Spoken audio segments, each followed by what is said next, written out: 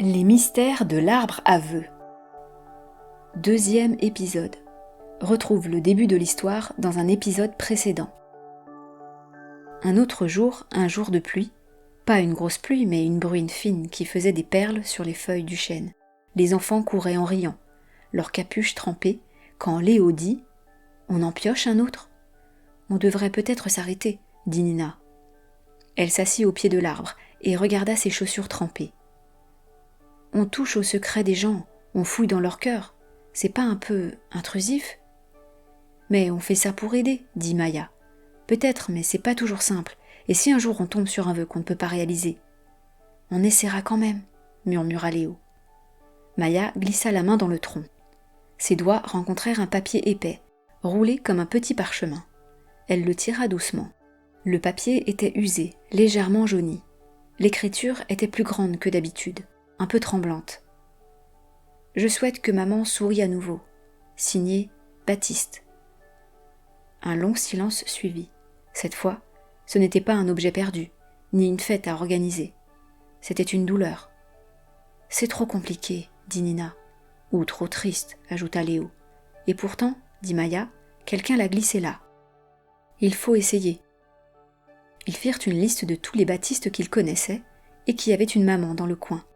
Ils avaient vite fait le tour, car ils n'étaient pas très nombreux. Ils pensèrent rapidement à la maman de Baptiste Bellec, Madame Bellec, la fleuriste, toujours polie, mais jamais souriante. Ils décidèrent de tenter quelque chose. Chaque matin, pendant 3 jours, ils glissèrent dans la boîte de la fleuriste un petit mot. Même les fleurs poussent après les tempêtes. Le monde est plus beau quand on y ajoute un sourire. Quelqu'un pense à vous.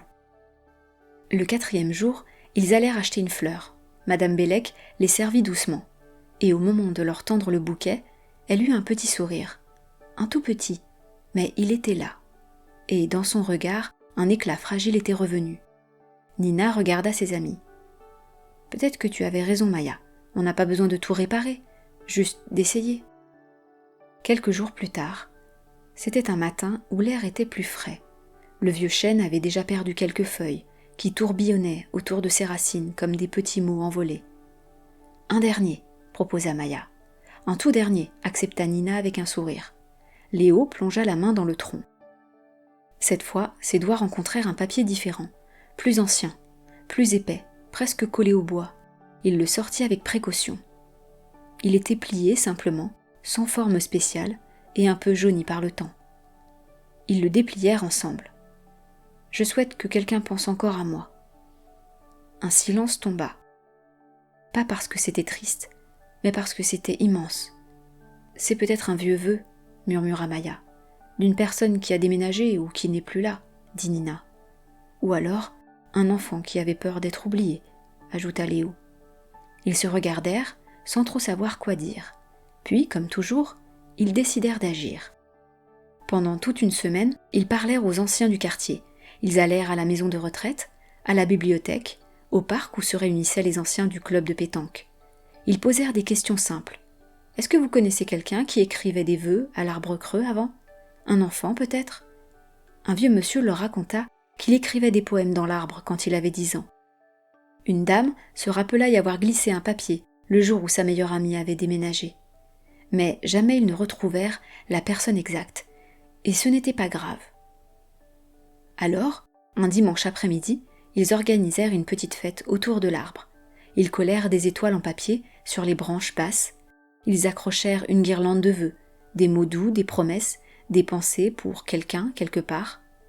Ils invitèrent les enfants du quartier, les grands-parents, les passants curieux. Et ils accrochèrent le dernier vœu, bien visible, sur le tronc.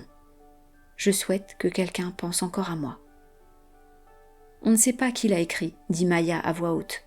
Mais aujourd'hui, on y pense tous, ajouta Nina. Et on ne l'oubliera pas, conclut Léo. Ce soir-là, alors que tout le monde était parti, ils restèrent un moment sous le chêne. Le vent jouait doucement dans les branches. Et pour la première fois, ils crurent entendre l'arbre soupirer de joie. Car désormais, ils savaient une chose.